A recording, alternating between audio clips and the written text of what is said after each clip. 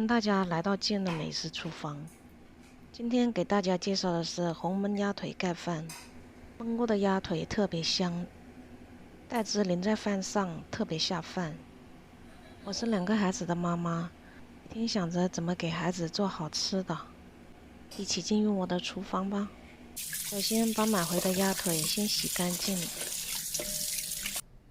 把鸭腿放在案板上，正反面横刀切，这样烹饪鸭腿的时候容易入味。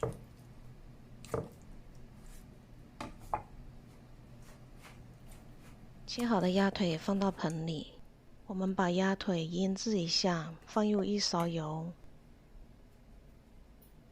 1勺酱油。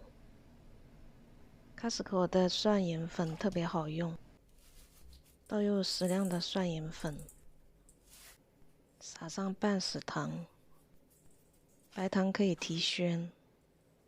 倒入1调羹料酒，撒上少量的盐。然后搅拌一下，让调料裹附在鸭腿上，腌制15分钟。准备1个番茄切片，再切点姜丝，2根葱花切成段。热油后放入葱段和姜丝，爆香后的姜丝和葱可以去除鸭肉的膻味，然后放入鸭腿。这时我们把炸出香味的调料捞出，把鸭腿平铺在锅中，用大火把鸭腿煎至金黄，然后翻一面再煎，直至把表皮煎至金黄色。中医认为鸭肉有养胃补肾的功效，能清热消肿，尤其适合体内热气引起的不适。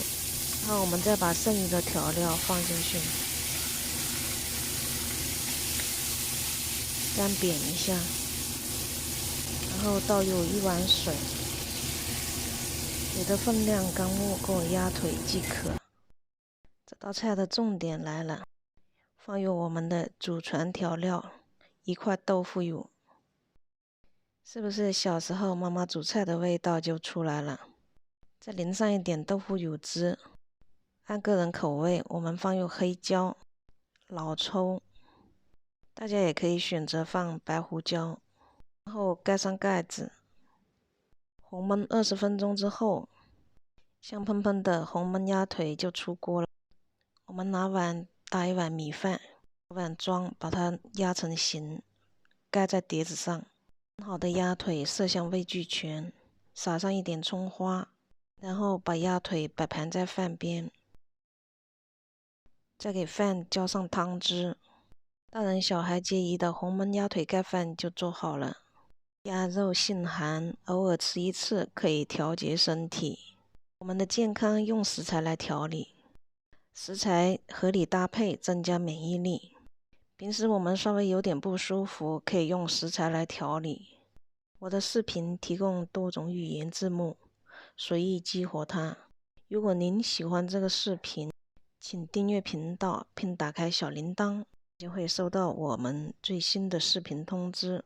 也可以在评论区告诉我您对这个食谱的看法，即使是表情符号，我也喜欢你的反馈。谢谢收看，下期再见。